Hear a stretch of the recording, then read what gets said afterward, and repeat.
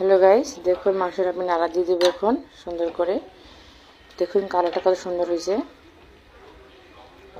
গরুর মাংস যত কষাবেন তত ভালো লাগবে।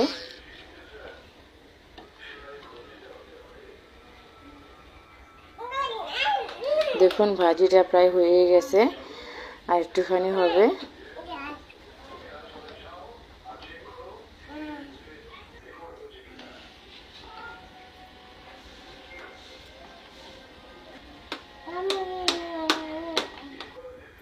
গরু মাংসের আমি একটু নাড়া দিয়ে দেবো, একটু ভালো করে কষিয়ে নেব যাতে নিচে না লেগে যায়, তাই বারে বারে নাড়া দিচ্ছি।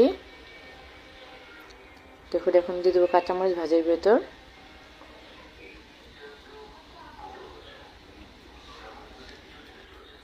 এখন মাংসটা এখন আমি গরম মশলা দিয়ে দেবো।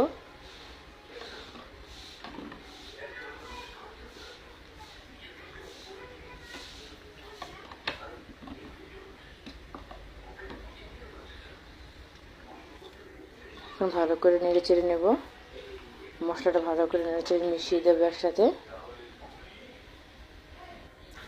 দেখুন এখন দিয়ে দিচ্ছি ধনেপাতা ভাজির ভেতর।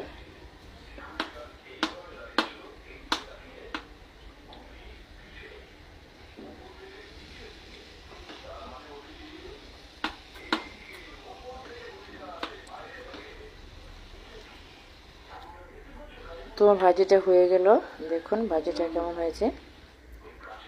তো গরু মাংসটা একটু দেখে নেব। আমার গরু মাংস রান্না হয়ে গেল দেখুন। তো রান্নাটা কেমন হলো কমেন্ট করে বলে দেবেন, লাইক করবেন, শেয়ার করবেন। ভালো থাকবেন। আসসালামু আলাইকুম।